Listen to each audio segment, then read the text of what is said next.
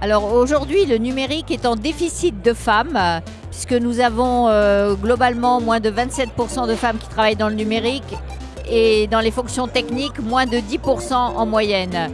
Donc avant de faire bouger les lignes, il faut déjà amplifier le nombre de femmes qui travaillent dans le numérique. Et c'est là toute l'action de la Fondation Femmes Numérique.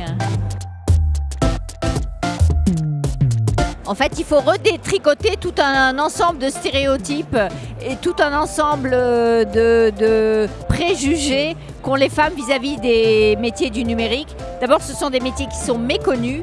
Ce sont des métiers qui véhiculent énormément de stéréotypes plutôt négatifs.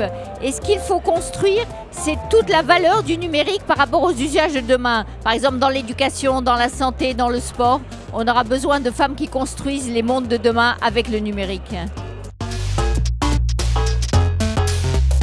Les clichés les plus répandus sont des clichés de personnes qui travaillent seules, derrière un écran toute la journée, donc il n'y a pas d'interaction avec leur environnement proche et dont elles ne comprennent pas la finalité. Alors les femmes ont besoin de comprendre plus la finalité de ces métiers et elles doivent comprendre que ces métiers se travaillent en équipe et absolument pas seules derrière un écran. Et d'ailleurs, il y a plein de métiers actuellement, je dirais par exemple l'expert comptable, il travaille aussi devant un écran. Et pourtant, c'est moins créatif que les métiers du numérique. Alors, ce que je dis toujours, renseignez-vous.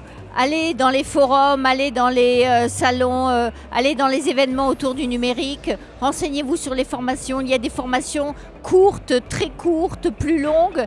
Il y a tout un ensemble de possibilités pour se reconvertir dans le numérique. On a pu avoir une première formation et on peut se reconvertir en quelques mois sur des métiers du numérique qui sont extrêmement recherchés. Beaucoup d'opportunités pour les femmes.